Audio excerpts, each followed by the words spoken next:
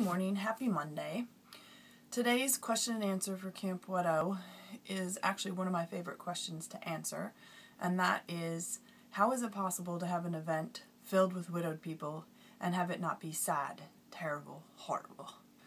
And I have to say that I can imagine that when you tell people I'm going to an event called Camp Widow, that they grit their teeth and hope the best for you because it sounds horrible. And how is it not sad? It's not sad because you're in a place where you're uniquely understood. The question, how did your husband, wife, or partner die, is not a loaded question. Being able to laugh about any number of the black humor issues that we come upon throughout our widowed journey, totally acceptable.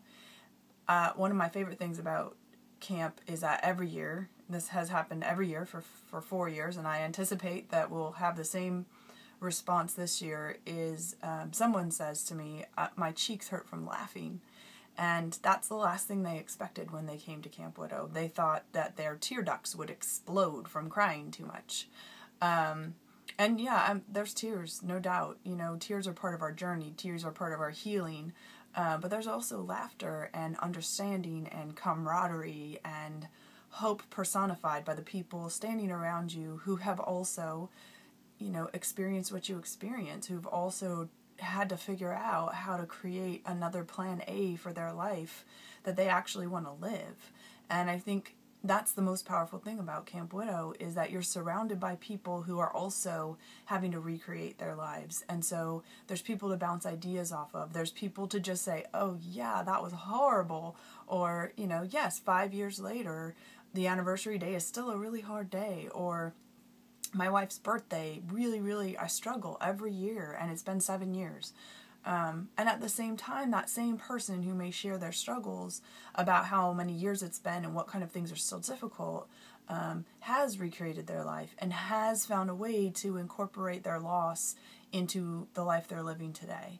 And maybe more importantly, not to lose the love. They still are able to celebrate the love that changed their lives as they continue to live a life that's worth living. And my hope for every person who comes to Camp Widow is that they get to see that hope personified, even if you never speak to a person who is 5 years ahead of you. Maybe you only ever meet people who are pretty close to your time of loss, but you look over at that person across the banquet room and you see them living life and looking like they survived. That's a message. It's a really powerful message, and it's absolutely my favorite part of Camp Widow. I'd love to share that message with you, so I hope that you'll join us for one of our Camp Widow events, and have a great rest of your Monday. Bye.